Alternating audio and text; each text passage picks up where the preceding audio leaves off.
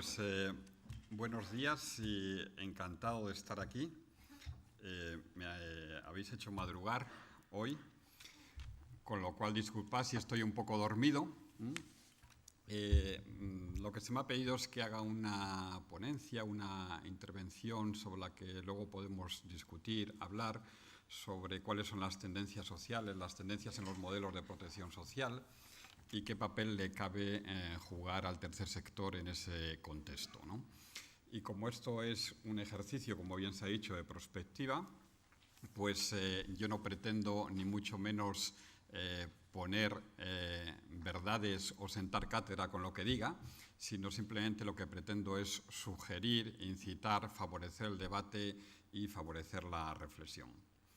Y por supuesto parto de que todas las personas que estamos aquí pues somos personas convencidas de lo que significa la defensa de los derechos sociales, porque dedicamos nuestra vida a eso y porque lo hacemos y es nuestro empeño, y sabemos lo que ha costado la conquista de los derechos sociales en nuestras sociedades y especialmente en la segunda parte del siglo XX, y que esa conquista pues, es una conquista aún en proceso.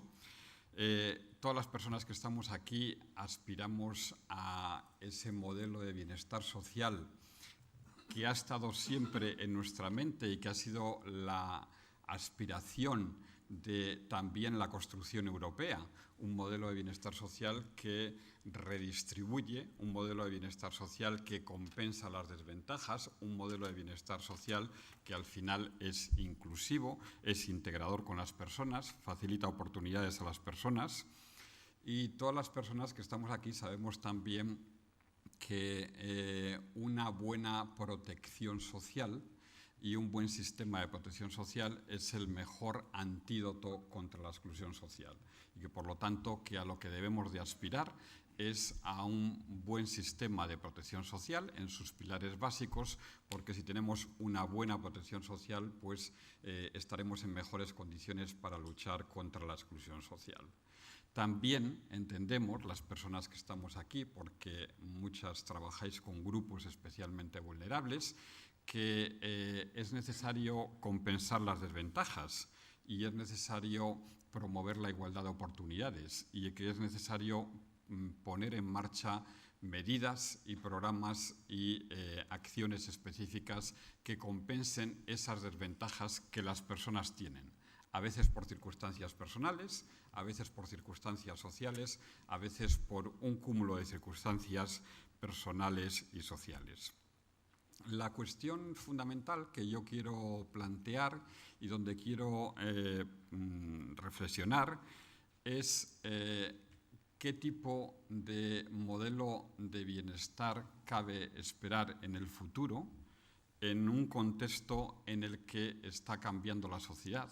Están cambiando los paradigmas con los que hemos funcionado, en un contexto en el que la crisis es algo más que una crisis, es un cambio de época en toda regla, y en ese modelo de bienestar social de futuro, ¿qué papel puede jugar el tercer sector de acción social o las entidades del tercer sector o la iniciativa cívica organizada, y por dónde se abren oportunidades y por dónde hay contextos que cambian y se acaban oportunidades?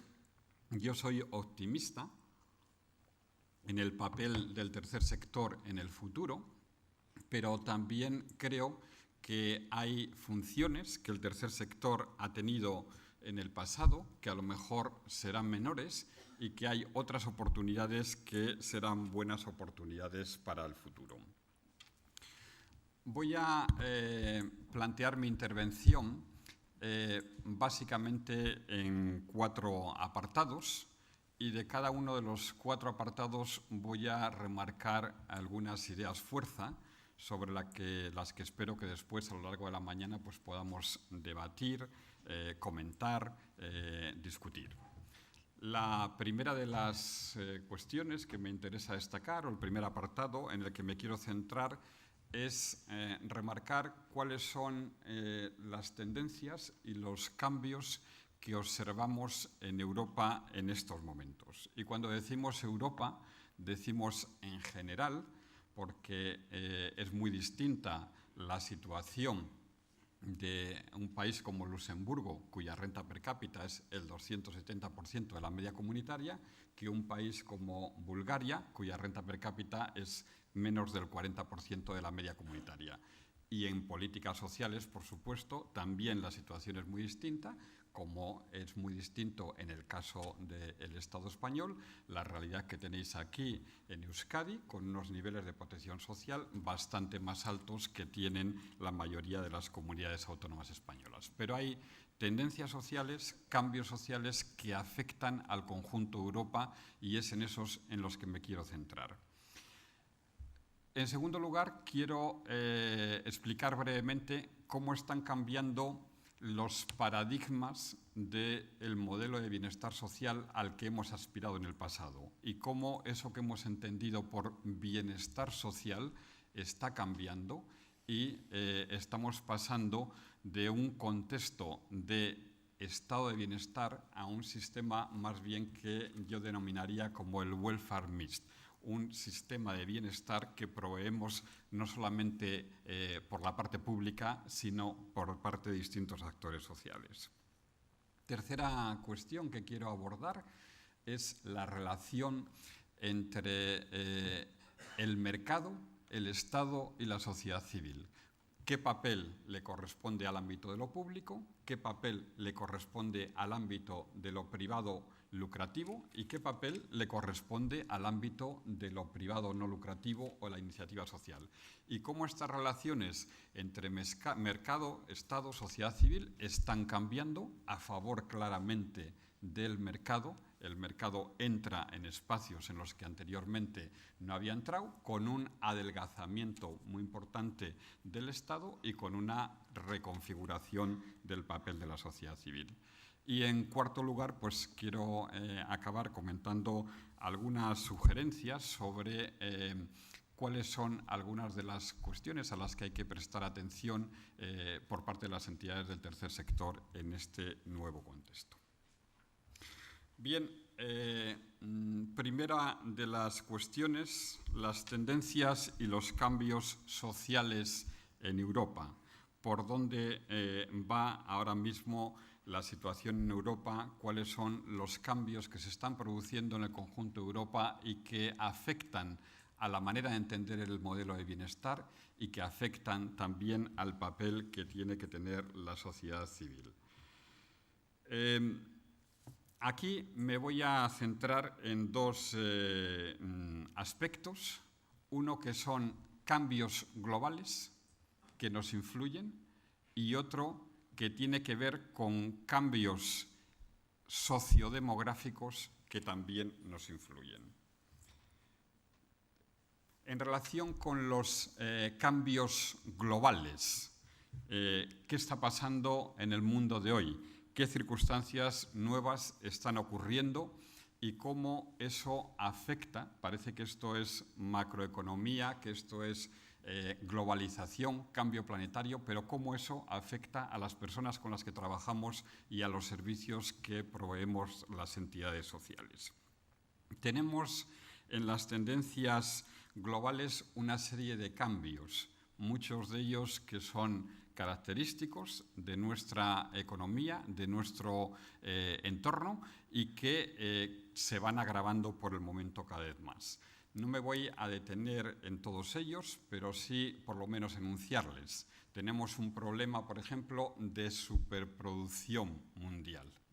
Esto es una situación típica de que esta superproducción mundial se produce muchas cosas que agilizan el consumo, que agilizan, digamos, el deterioro del medio ambiente, etcétera, etcétera, pero es una superproducción no bien redistribuida. Es decir, en Europa se producen, por ejemplo, muchos coches que hacen que haya que cambiar de coche continuamente, etcétera, etcétera, y como esto con otros muchos aspectos, mientras que esa producción mundial, digamos, no se distribuye bien a lo largo de los distintos países. La superproducción mundial lleva crisis y riesgos ambientales y aquí, por ejemplo, tenemos un tema muy importante que es la cuestión de la pobreza energética. un nuevo fenómeno que emerge en nuestras sociedades y que cada vez se agrava más en nuestras sociedades. Este capitalismo que podríamos llamar de nuevo cuño, si os fijáis en el siglo pasado, especialmente en la segunda parte del siglo pasado, desarrollo capitalista iba asociado a desarrollo democrático y se decía tiene que haber buena democracia y tiene que haber democracia para que haya desarrollo capitalista. Pero bueno, lo que ha pasado en los últimos años del siglo pasado y en la primera década de este siglo es que los países que más crecen económicamente y que más se desarrollan son los países que tienen unas democracias más débiles, si es que se les puede llamar democracias. Pensemos, por ejemplo, en el caso de los BRIC, de India, China, Brasil, etcétera, etcétera, o los países árabes, etcétera. Hay una cuestión muy importante que es lo que podríamos denominar el ajuste entre países ricos y países pobres. Esto, un investigador del CSIC, del Consejo Superior de Investigaciones Científicas, lo ha llamado el neoesclavismo asiático. Es decir, en la medida en que los países pobres crecen, se desarrollan con sistemas de protección social que no existen y, por lo tanto, tienen unos sistemas de producción con unos bajos costes laborales y sin costes para la seguridad social, etcétera, etcétera, y el mercado es planetario, pues lógicamente tiene que haber un ajuste y es muy difícil mantener la protección social en los países como los europeos, donde los costes en protección social son muy altos. Estamos también en un contexto en el que se están cuestionando los valores inspiradores de la democracia, lo sabemos muy bien con la crisis, y los valores inspiradores de esto que hemos llamado el Estado social, que ha sido también una aspiración muy europea. Los valores que fomentan el Estado social, que fue un pacto de posguerra entre ideologías distintas en las que se entendía que tiene que funcionar el mercado, pero que tiene que funcionar también unos niveles adecuados de protección social para que haya progreso de las personas. En el fondo, lo que está pasando en estos momentos es que si en los países pobres no se incrementa la dignidad del trabajo, no mejoran las condiciones de vida de las personas, no hay protección social, es muy difícil mantener esa protección social en los países ricos en términos globales, salvo en determinadas islas, en determinados sectores de producción, etcétera, etcétera, o salvo que sean países que están muy focalizados en tecnología, en economías competitivas, etcétera. Pero en términos generales se produce como una especie de reajuste mundial. Y esto lleva a que el estado de bienestar, tal y como lo hemos concebido, empieza a tener algunas dudas o empieza a tener dudas sustanciales de que pueda mantenerse en el futuro. En definitiva, lo que quiero destacar con esta transparencia y con esta idea de los cambios globales es que lo que pasa en el mundo afecta a nuestro sistema de protección social y a nuestras sociedades y es muy difícil concebir unos sistemas de bienestar en el futuro sin tener en cuenta estos cambios sociales que están ocurriendo. Segunda idea en estos cambios globales que nos está afectando. Quiero hacer referencia en esta segunda idea a algunas tendencias sociales que afectan especialmente a Europa en este momento. Todas ellas afectan a todos los países europeos, en mayor medida unas que otras, pero algunas que son de aspectos demográficos afectan especialmente a España, afectan especialmente a Euskadi, especialmente por todas las cuestiones relacionadas con las tasas de natalidad, la reposición demográfica, etc. Yo identifico ahí 5 cambios sociales que son cambios que están ocurriendo hoy en día en mayor o menor medida en nuestras sociedades y que hacen que las respuestas sociales que demos en el futuro tengan que cambiar. El primero de ellos es el incremento de las desigualdades sociales. De esto sabemos mucho, esto lo estamos conociendo bien. El tema de las desigualdades es un tema que no estaba en la agenda en el pasado y que se ha convertido hoy en un tema de preocupación fundamental, porque con altas desigualdades es difícil mantener una calidad democrática y con altas desigualdades es difícil mantener unos buenos sistemas de protección social. Para ver cómo ha cambiado la situación, voy a recordar una pequeña anécdota que me ocurrió. En el año 2010 era la presidencia española de la Unión Europea y yo me encargaba con el gobierno español de seguir el dossier social de la presidencia española. Era cuando se estaba concibiendo la Estrategia 2020 y hubo la conferencia de apertura del Año Europeo de Lucha contra la Pobreza. Yo preparé el documento de discusión para la conferencia y, lógicamente, hice referencia a las desigualdades sociales. La Comisión Europea pidió que se eliminase del documento las cuestiones relacionadas con desigualdades sociales porque era una conferencia sobre pobreza y exclusión social. Todos sabemos muy bien que desigualdades están estrechamente asociadas a cuestiones relacionadas con pobreza y, por tanto, esta es una cuestión fundamental. En la cuestión de las desigualdades me interesa hacer especial mención a los cambios que tenemos en el mercado laboral. Todos sabemos que para mantener unos buenos sistemas de protección social necesitamos altas tasas de empleo y necesitamos calidad en el empleo. Si no hay cotizaciones, si no hay ingresos, es difícil mantener la protección social. La polarización laboral que estamos teniendo en este momento, la segmentación del mercado laboral que estamos teniendo, el deterioro del mercado laboral que estamos teniendo, lógicamente es un aspecto que toca en la línea de flotación de la posibilidad de mantener nuestro sistema de protección social. Y especialmente si tenemos en cuenta, por ejemplo, que durante las épocas de crisis, ahora se está generando un poco más de empleo, pero en Europa, durante los años de crisis económica, aquellos países que crecían no generaban empleo de baja cualidad, de baja cualificación, sino que destruían empleo de baja cualificación y lo que generaban fundamentalmente era empleo de calidad. Por lo tanto, una de las cuestiones clave es el incremento de las desigualdades. Otra de las cuestiones que nos afecta y que afecta especialmente a los servicios y a las actuaciones que desarrollan las entidades sociales tiene que ver con los desequilibrios demográficos.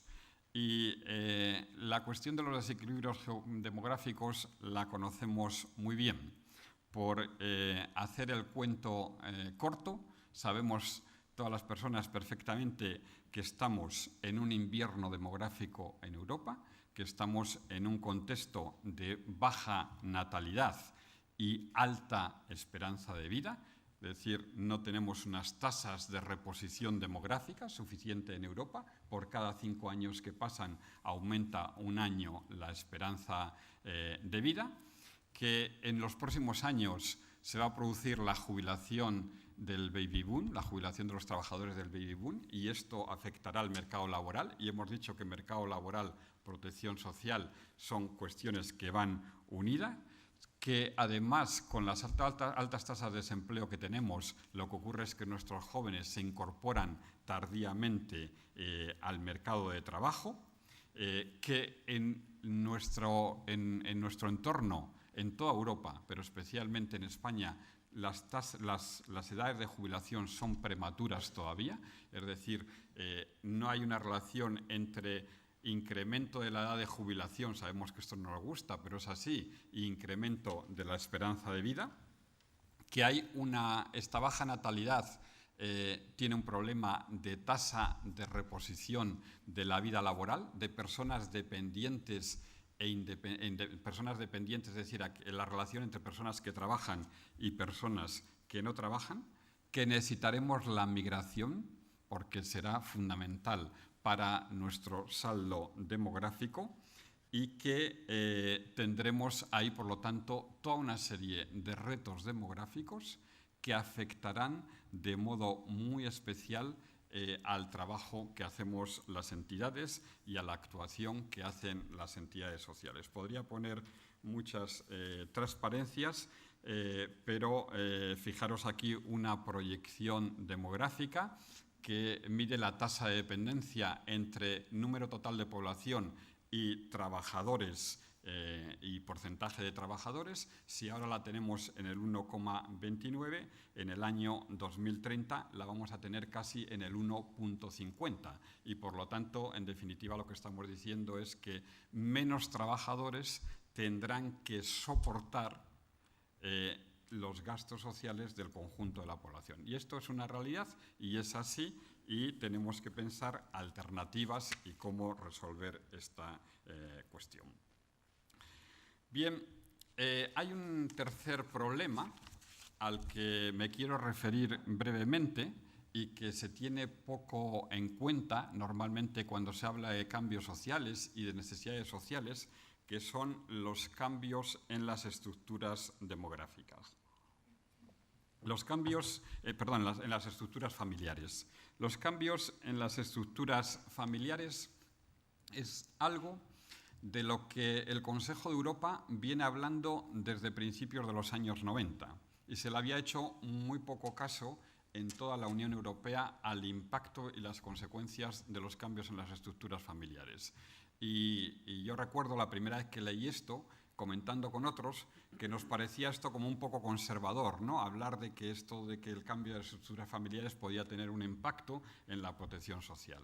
No estamos aquí defendiendo el modelo de familia tradicional, lo que estamos es constatando que el modelo de familia y la estructura familiar está cambiando en el conjunto de Europa y que eso tiene unas consecuencias para las necesidades y los servicios que prestamos y tiene unas consecuencias para el sistema de bienestar social. Los matrimonios decrecen progresivamente, crecen los números, el número de divorcios, el número de familias recompuestas, es decir, familias que han tenido parejas que han estado en una pareja, que están en otra, etcétera, cambia también. Hay 1/3 de niños europeos, de niños en Europa, que hoy en día nacen en familias o bien monoparentales o bien recompuestas, y se reduce el papel de las mujeres como cuidadoras. No es así en todos los países, dependiendo de los países que hablemos, pero en definitiva lo que tenemos es que hay toda una serie de cambios en las estructuras familiares que nos hacen pensar de que la manera en que hemos concebido los servicios sociales, los servicios a las familias, etcétera, etcétera, pues van a cambiar también porque las necesidades van a cambiar. Lógicamente, la crisis en España también ha significado una sobrecarga económica y de responsabilidades para las familias. Ha habido una caída de salarios reales en la mayoría de los hogares. Ha habido un incremento en la carga de los cuidados, sobre todo como consecuencia del envejecimiento de la población, y hay un impacto muy importante de los procesos tardíos de emancipación juvenil, que afecta también a toda una serie de medidas, de servicios que prestamos, etc. Cuarta cuestión, que es un cambio social importante que afecta a lo que hacemos, es el impacto de las tecnologías de la comunicación y las tecnologías de la información. Esto lo sabemos muy bien y no me voy a detener en ello, pero simplemente me interesa hacer dos reflexiones al respecto de estos cambios que están produciéndose en nuestras sociedades. Uno, que es en positivo, y es que no estamos aprovechando suficientemente hoy en el mundo de la social y en el mundo de la intervención social los cambios y desarrollos tecnológicos para aplicarles a la intervención social. 2, que lógicamente las tecnologías de la información y la comunicación conllevan también brechas digitales profundas y son brechas digitales que afectan especialmente a los grupos con mayores niveles de exclusión social y a los grupos, digamos, más vulnerables. Y que, por lo tanto, cuando me refiero a los grupos, no me refiero a pequeños grupos, ni siquiera me estoy pensando en personas discapacitadas, en personas con alguna dificultad, algunas personas todavía que no tienen nivel de lectoescritura básico, me refiero a la población mayor, me refiero a grupos importantes de la sociedad. Por lo tanto, este cambio en las tecnologías de la información y de la comunicación, en positivo y en negativo, tenemos que tenerla en cuenta para el futuro. Y quinta cuestión, o quinto cambio social muy importante, y que no me voy a detener en él, es el crecimiento de la pobreza y la exclusión social. En literatura sobre el bienestar social se habla de los viejos riesgos sociales, de los nuevos riesgos sociales, del agravamiento de la pobreza y la exclusión social, de las causas de la pobreza y la exclusión social que están cambiando, de, digamos, la pobreza generacional y todas las consecuencias que esto puede tener, especialmente tras una crisis profunda. Por lo tanto, tenemos aquí 5 elementos relacionados con las desigualdades, con las formas familiares, con los aspectos demográficos, con la tecnología de la comunicación y la información y con la pobreza y la exclusión social, que nos hacen, sobre todo, pensar que todo esto tenemos que tenerlo en cuenta a la hora de plantear los objetivos de nuestras entidades, el tipo de servicios que prestamos, los retos que acometemos en el futuro, etc. Bueno, este era el primer flash sobre cambios sociales, y el segundo de los elementos que quiero aportar y que quiero abordar es cómo están cambiando las políticas sociales o cómo está cambiando el modelo de bienestar social, o eso que he puesto en interrogantes, que se llama la reforma social emergente. Hay ahí una frase de Delors, que para mí es Delors, sabéis que fue el presidente de la Comisión Europea durante 12 años, y Delors decía: Europa se soporta sobre un tríptico de base que no ha sido fácil de imponer: la competición que estimula, la cooperación que refuerza y la solidaridad que une. Y por lo tanto, cómo combinar competición con colaboración y con solidaridad es una de las cuestiones fundamentales que tenemos que pensar en nuestro futuro. En los cambios en las políticas sociales me voy a referir a 3 aspectos. 1, voy a explicar muy brevemente cómo se concebía el estado de bienestar en el pasado. 2, cuáles han sido las reformas que el estado de bienestar ha venido haciendo. 3, hacia dónde tiende el estado de bienestar en el futuro. A este respecto hay un libro muy interesante de Luis Moreno, un investigador español, que dice que el estado de bienestar ha pasado por la edad de oro, por la edad de plata, y que ahora ha entrado en la edad de bronce, y que no sabemos lo que será en el futuro, pero que la edad de oro ya pasó, la edad del pleno empleo también, la edad de plata ya ha pasado y estamos en una nueva edad. Estado de bienestar social en el pasado.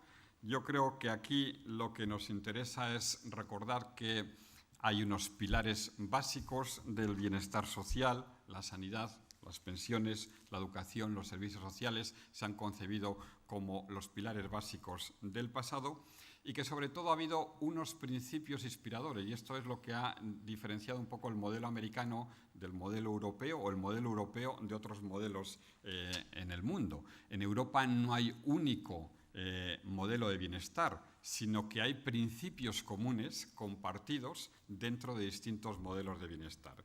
¿Y esos principios cuáles han sido y cuáles son? La garantía y la protección de los derechos personales e individuales, la protección del amparo de las personas, eso que decían los suecos, el estado de bienestar será el hermano mayor que te protege de la cuna a la tumba. Es decir, que si tienes necesidades, si tienes problemas, el Estado te protegerá.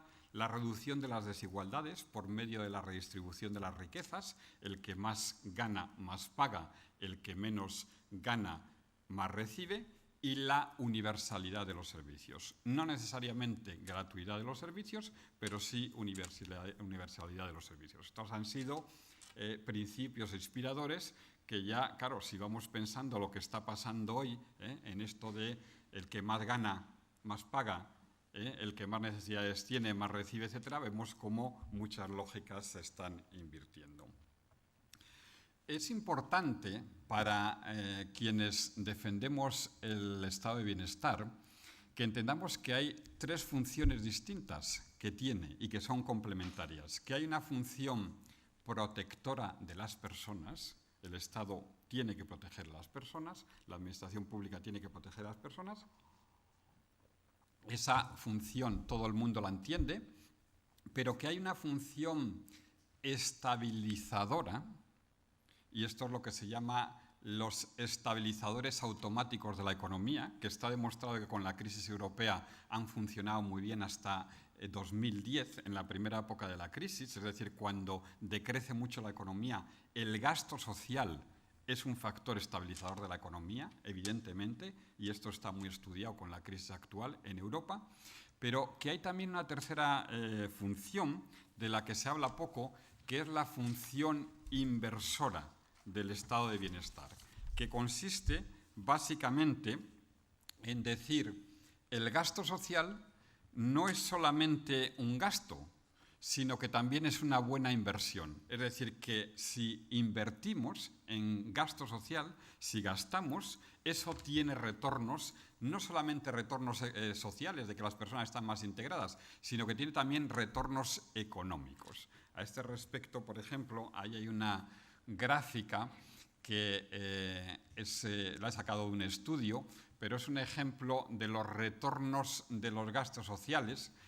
Se ha estudiado mucho que los mayores retornos sociales o los mayores retornos económicos del gasto social, es decir, cuando el gasto social es una buena inversión social, es en lo que se llama, en términos europeos, las early interventions, que quiere decir intervenciones tempranas. Si nosotros gastamos en los primeros años de la vida de las personas, eso tiene un retorno económico mucho mayor. Pero claro, el retorno económico es generacional, no le ve el que está gobernando y el que está tomando decisiones durante los 4 años, sino que eso es un retorno a medio plazo.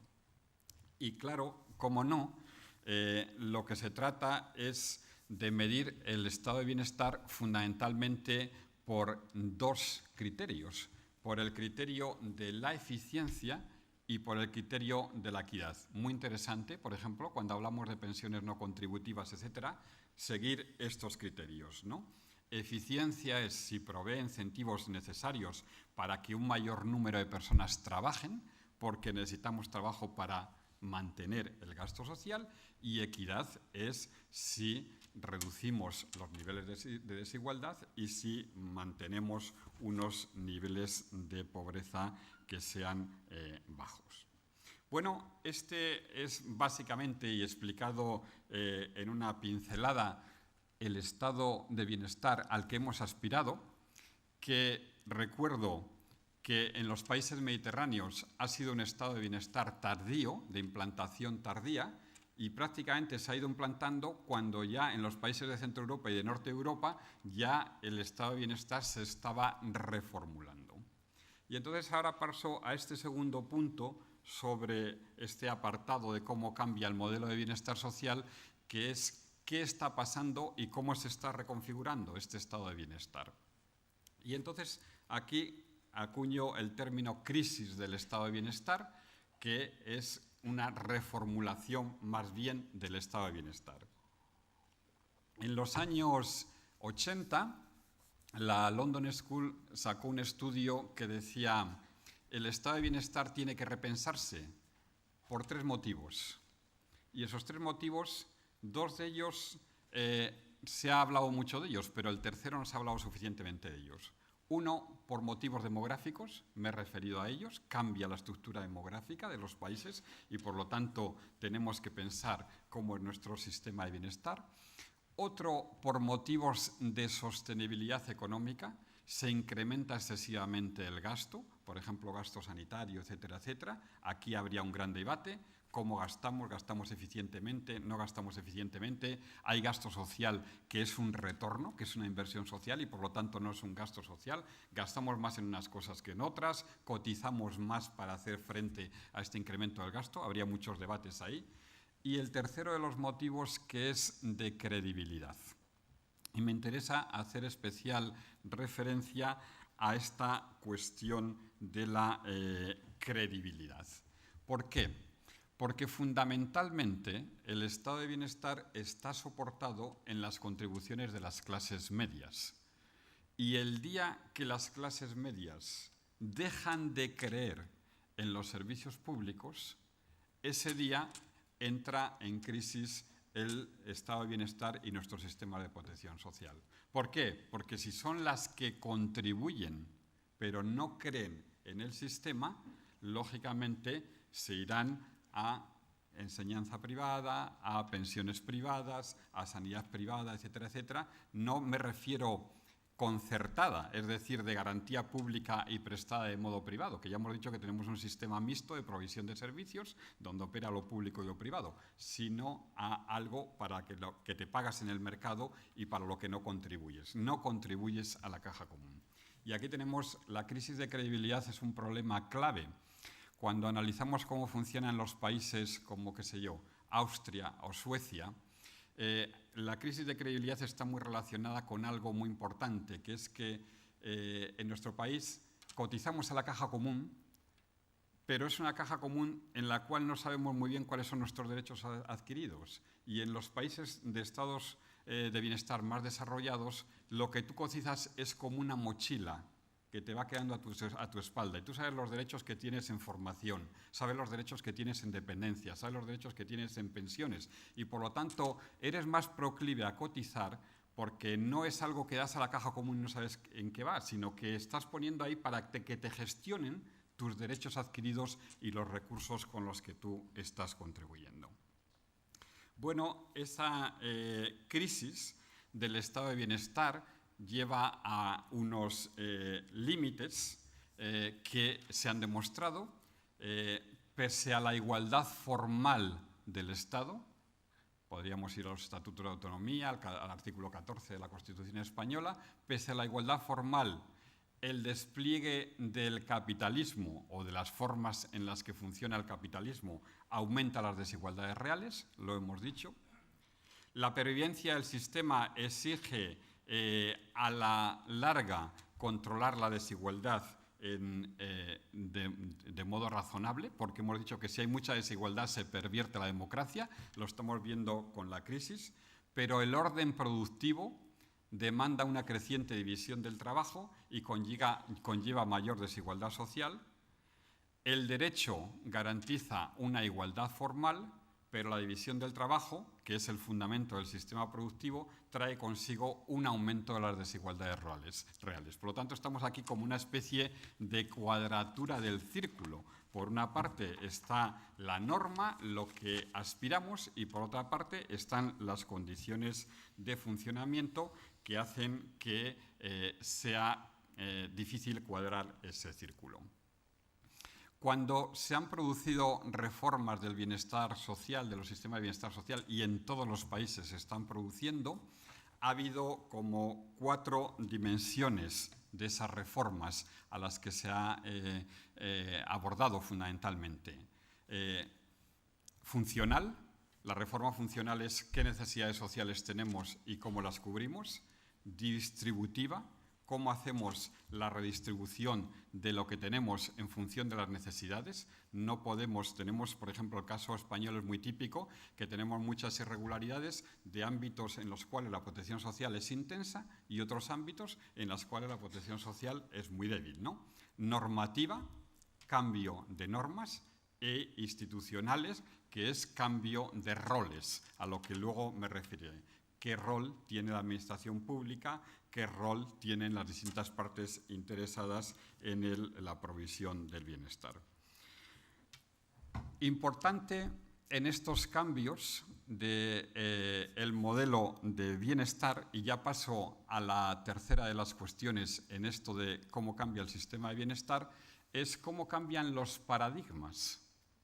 Y fijaros que antes hablábamos mucho de protección de las personas, pero ahora hablamos mucho de promoción de las personas y activación.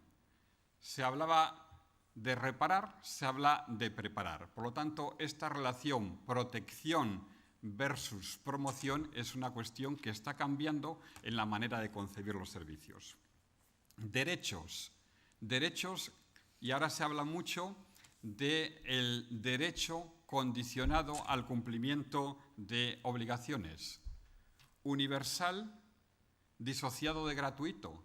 Antes, y esto hemos tenido una mala pedagogía, se decía, no, los servicios son universales y gratuitos. Cada vez se disocia más un servicio universal, pero que no necesariamente es gratuito. Dualización de los niveles de protección. Gente que estaba en el sistema y que se queda fuera del sistema. Un ejemplo lo podríamos ver en algunos elementos de la reforma sanitaria, ¿no? Responsabilidad o corresponsabilidad. Antes se decía, el Estado es garante, es el protector. Y ahora se insiste mucho en todos somos también corresponsables en esa protección. Vinculación de las prestaciones a las contraprestaciones.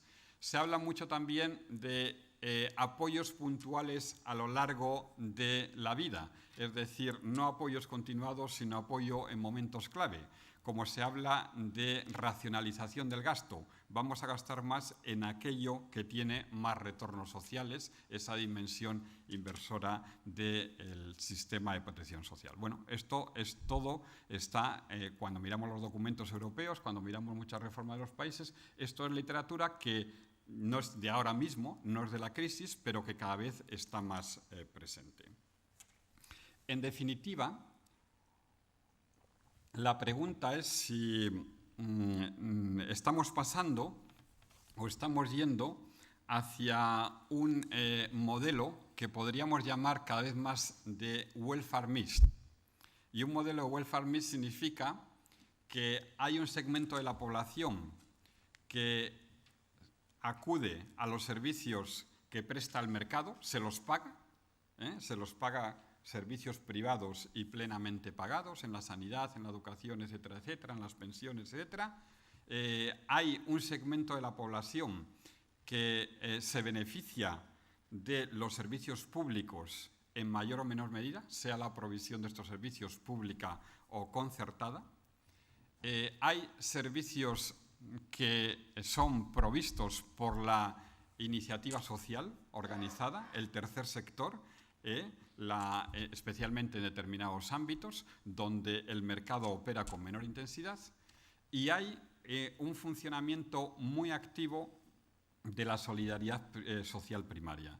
Una de las cosas que se demuestra con la crisis en toda Europa es que cada vez emerge más esta, digamos, economía solidaria, grupos de autoayuda, iniciativas cívicas, solidaridad primaria al margen o poco conectada con las entidades del tercer sector. Relaciones de solidaridad primaria, familiares, vecinales, etcétera, etcétera. Bueno, este welfare mix significaría que entre esto de servicios públicos gratuitos, servicios privados de pago, servicios de solidaridad primaria, las relaciones entre unos y otros y el peso entre unos y otros pues podría cambiar. Tercera cuestión, tercer bloque. Hemos hablado de los cambios globales, hemos hablado de los cambios en el sistema de bienestar y ahora quiero hablar un momento de la relación entre lo que llamaremos mercado, Estado y sociedad civil, o dicho de otra manera, lo que llamaremos economía lucrativa, administración pública y iniciativa social, tercer sector, ONGs de acción social, etc.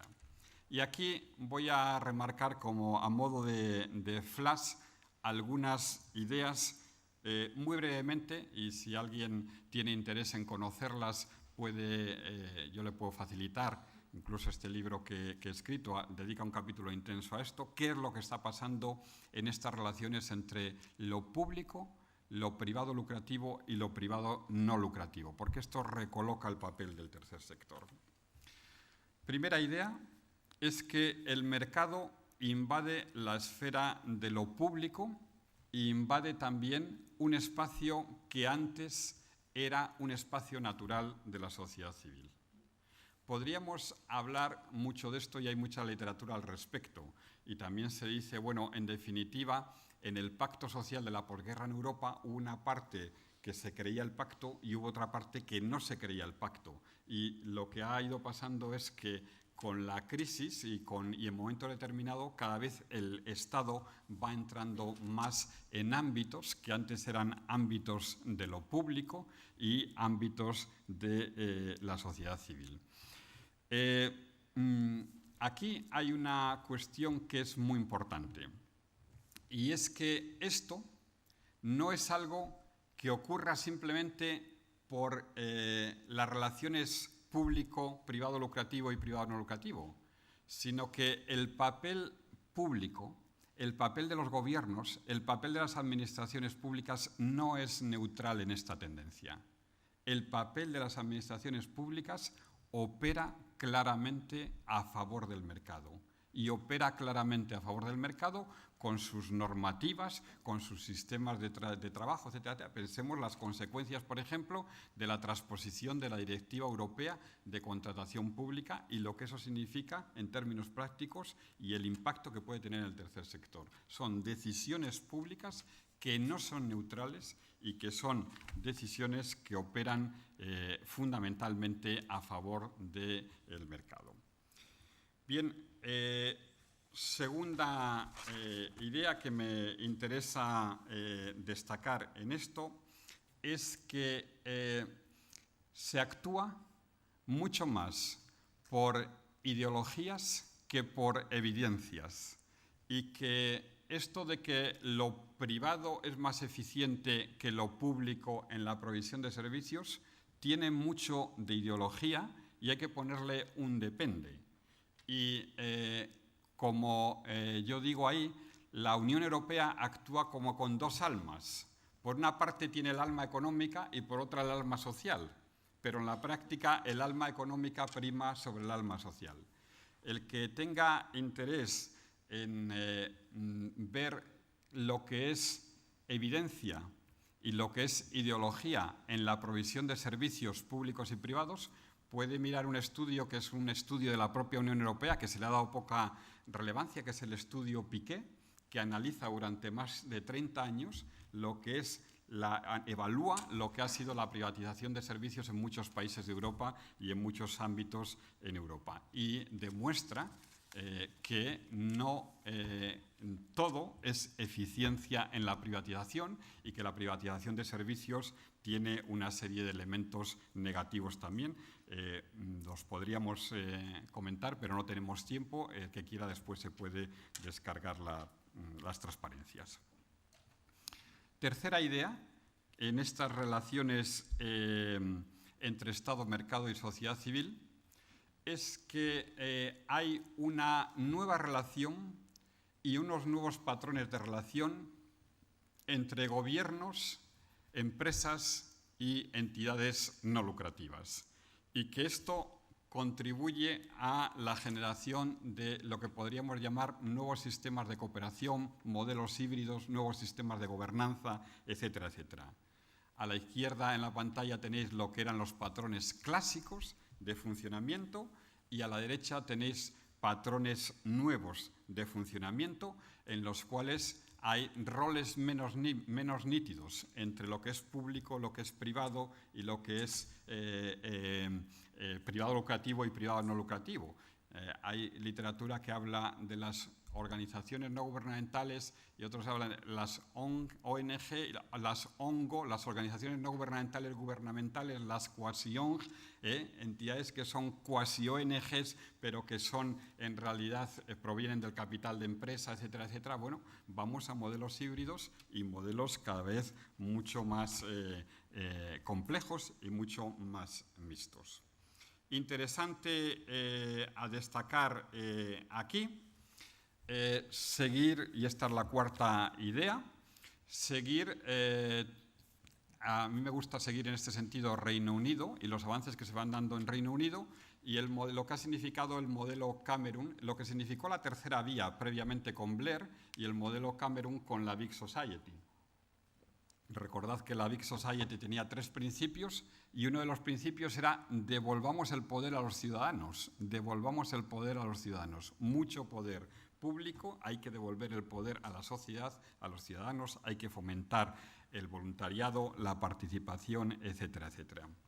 Detrás de la idea de la Big Society hay ese intento de pasar del estado de bienestar a la sociedad del bienestar, las corresponsabilidades, etcétera, etcétera.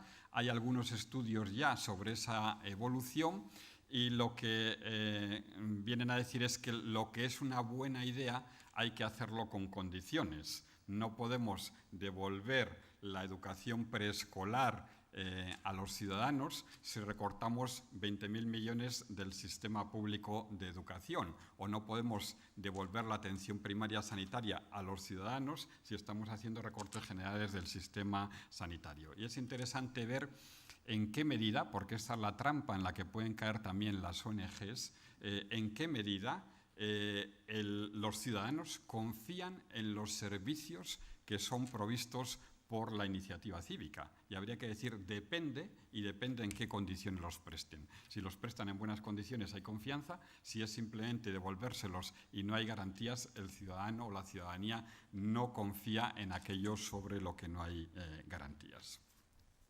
La pregunta es si, y esta es mi quinta idea, es si vamos a modelos híbridos, a la americana, en la que hay espacio para todos, y ya clarifico que en un modelo híbrido o en un modelo de empequeñecimiento del Estado, de Estado menguante, hay muchas más oportunidades para la iniciativa social y muchas más oportunidades para el tercer sector.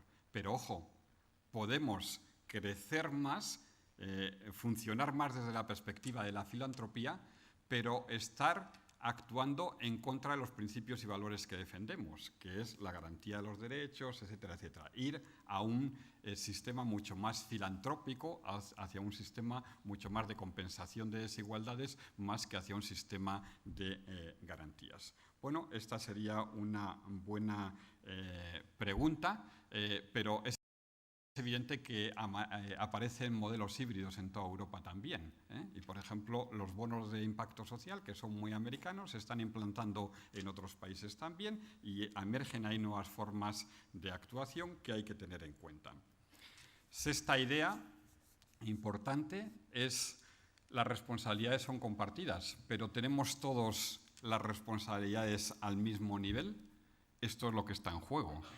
Todos somos corresponsables, pero no todos somos responsables al mismo nivel, salvo que cambiemos la idea de la protección social. Y séptima idea, pues vamos hacia una sociedad civil más interconectada, en la que mercado, Estado, sociedad civil entran mucho más en relación estrecha y que, por lo tanto, hay que ir a fórmulas también jurídicas, que el sistema jurídico no está adecuado al respecto, que faciliten esta cooperación. Habrá esos modelos híbridos cada vez que serán más presentes y, por lo tanto, esta será una tendencia de futuro. Voy a la última parte de mi intervención, que es la cuarta y dejo algunos interrogantes quizás para el debate al respecto. ¿Cómo el tercer sector puede actuar en este nuevo contexto, en este contexto de cambios? ¿Y qué consecuencias tienen estos cambios para el tercer sector? 4 aspectos abordo aquí. Primero interrogante. ¿Los cambios sociales y las consecuencias sociales? ¿Qué consecuencias tienen para el tercer sector y qué oportunidades tienen para el tercer sector? Y ahí es evidente que surgen muchas oportunidades en ámbitos de trabajo. Yo creo que el tercer sector ha resistido la crisis como ha podido, ha menguado un poco, ha habido más cooperación, plataformas, redes, pero no cooperación operativa, no cooperación sobre el terreno. Ahí no se ha avanzado suficientemente y ahí hay nuevos ámbitos de trabajo que emergen, nuevos riesgos sociales, nuevos retos sociales que abren nuevas oportunidades de actuación para el tercer sector.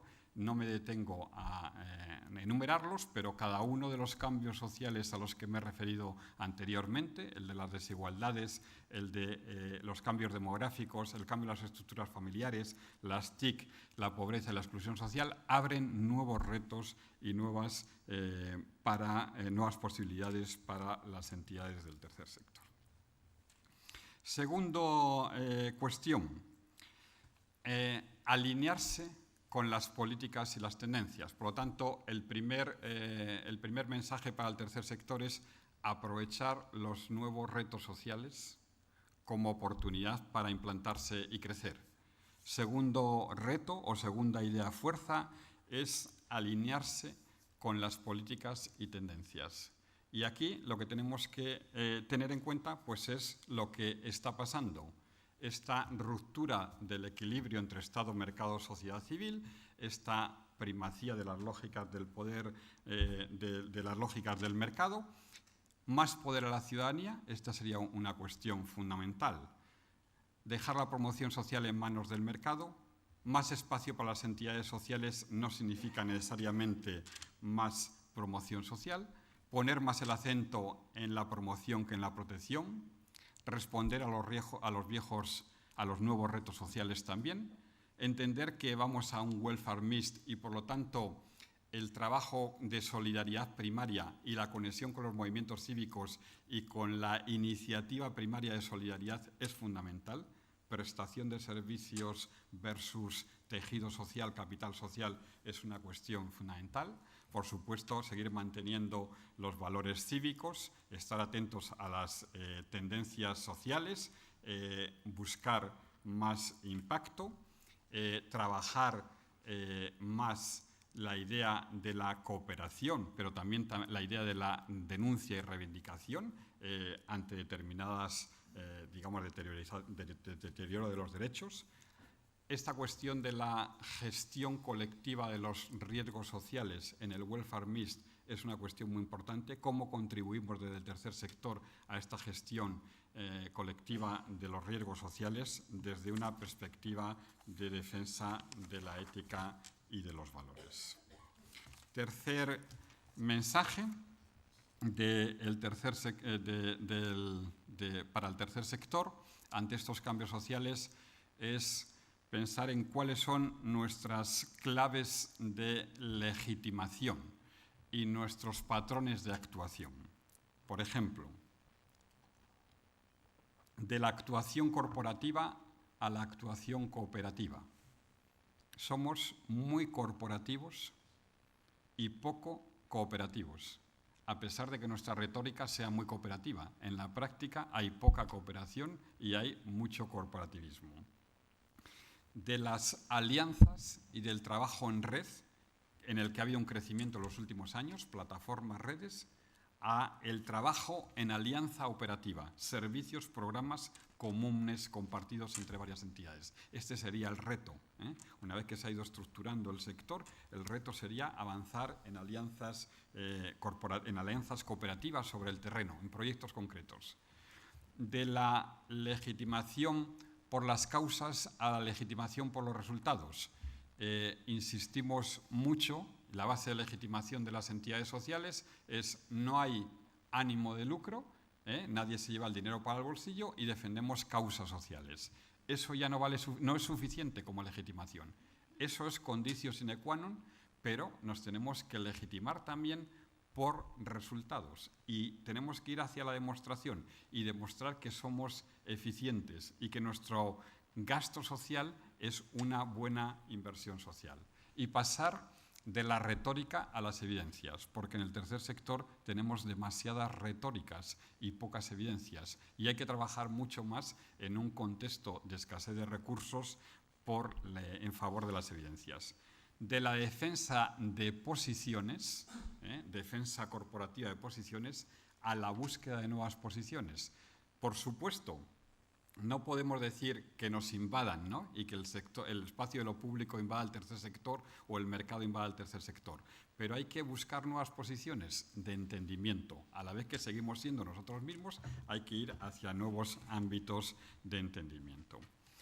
Y esto significa, y esta es la cuarta idea que dejo sobre la mesa, trabajar mucho más las dimensiones relacionadas con tejido social, compromiso mutuo, capital social, capital relacional, etcétera, etcétera. Por lo tanto, de lo que se trata es de buscar equilibrio entre las distintas funciones que hacemos, prestación de servicios, autoayuda, defensa de derechos, denuncia, reivindicación. Hay que tener equilibrios. El sector no puede estar escorado solamente hacia una de esas dimensiones o preferentemente hacia una de esas dimensiones. Prepararnos para actuar en entornos de conflicto y en entornos cada vez más desiguales. Entender que tenemos que responsabilizarnos cada vez más de gestionar bienes públicos y que tenemos esa parte de responsabilidad, pero que eso implica a la vez recordar la ética, los valores, la dignidad como elementos fundamentales de nuestra actuación y trabajar mucho más los vínculos entre tercer sector, sociedad civil, compromiso cívico y relaciones de solidaridad primaria, porque esta será una buena base de legitimación. Bueno, hemos hecho un recorrido por 4 aspectos que espero que contribuyan al debate. Gracias.